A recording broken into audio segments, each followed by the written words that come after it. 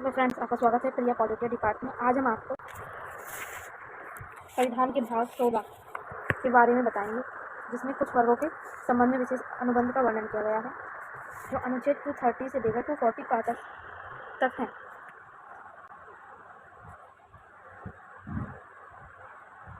इसमें अनुच्छेद 330 में SC/ST के लोकसभा में आरक्षण का वर्णन किया गया है।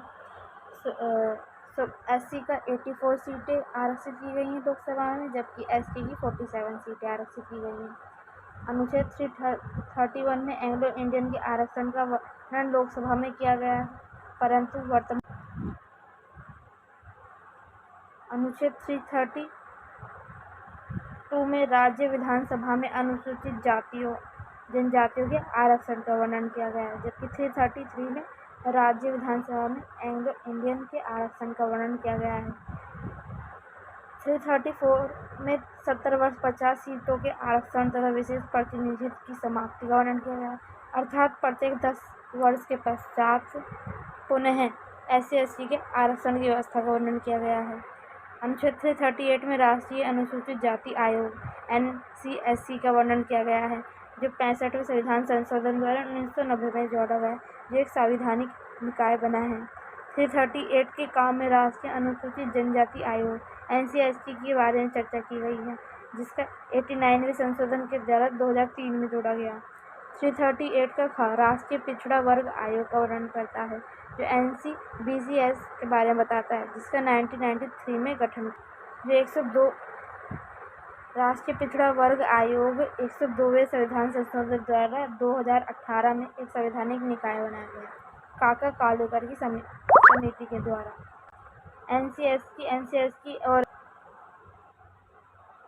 राष्ट्रीय अनुसूचित जाति आयोग, राष्ट्रीय पिछड़ा वर्ग आयोग और राष्ट्रीय अनुसूचित जनजाति आयोग तीनों के सदस्यों का वर्णन। टोटल सदस्य पाँच होते हैं, जिसमें एक सदस्य अध्यक्ष होता है, एक उपाध्यक्ष होता है, 3 सदस्य होते हैं। यह तीनों एक रिपोर्ट भी प्रस्तुत करते हैं, जो राष्ट्रपति को सौंपते हैं। राष्ट्रपति इसे केंद्र के मामले में संसद को सौंपती है। यदि संसद इसे असहमत होती है तो उसके कारणों को भी बताती है, जबकि राष्ट्रपति राज्य से संबंधित मामलों को उस राज्य के राज्यपाल को सौंपती है, जो विधानमंडल में पेश करते हैं। सहमति राज्यपाल विधानमंडल में सौंपते हैं।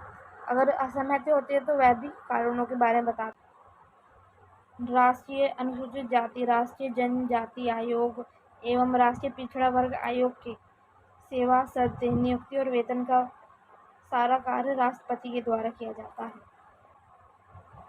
इसी प्रकार अनुच्छेद 339 अनुसूचित क्षेत्रों के प्रशासन एवं SC के कल्याण के बारे में संघ का नियंत्रण बताते हैं, जबकि 340 अनुच्छेद पिछड़े वर्ग की जांच करने का संघ का नियंत्रण का वर्णन करता है। 341 सुप्रीम SC के संसद सलाह पर राष्ट्रपति, अर्थात 341 और 342 में कहा गया है, यदि किसी भी अनुसूचित जाति या जनजाति को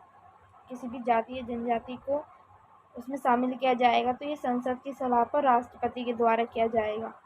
जबकि 342 का सामाजिक शैक्षणिक पिछड़ा वर्ग अर्थात OBC का वर्णन करता है।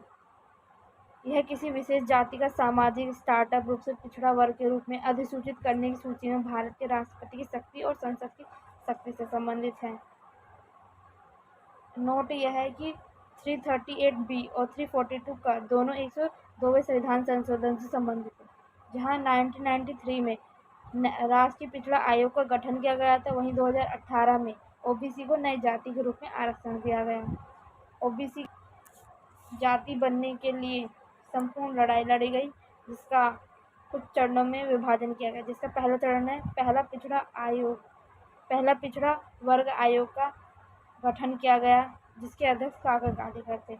दूसरा पिछड़ा वर्ग आयोग का अध्यक्ष का गठन किया गया, जो 1979 में किया गया था, जो जनता पार्टी में मोरारजी देसाई द्वारा गठित की गई थी। इसके द्वारा 27% आरक्षण की व्यवस्था की गई और मंडल आयोग सिफारिश। चौथा चरण है कि मंडल आयोग की सिफारिश पर 1990 में विश्वनाथ सिंह ने इसे लागू कर दिया। परंतु यह मामले सुप्रीम कोर्ट में पहुंची और 1992 में सुप्रीम कोर्ट ने ओबीसी को आरक्षण दिया, परंतु वह आर्थिक दृष्टि से पिछड़े होने के कारण दिया, इकोनॉमिक बैकवर्ड कास्ट के आधार पर दिया, जिससे ओबीसी को दो प्रकार में विभाजित किया गया, एक क्रीमी लेयर में और एक नॉन क्रीमी लेयर में। क्रीमी लेयर में एक वर्ष की सालाना आय यदि 8 लाख रुपए से अधिक है तो वह इस ओबीसी के आरक्षण का लाभ नहीं प्राप्त कर सकता, जबकि नॉन क्रीमी लेयर में एक साल में 8 लाख रुपए जिसकी आय कम है वह इस आरक्षण में 27% आरक्षण का लाभ उठा सकता है। यह थी संपूर्ण जानकारी भाग 16 के बारे में, जो अनुच्छेद 230 से 242 तक का वर्णन करता है।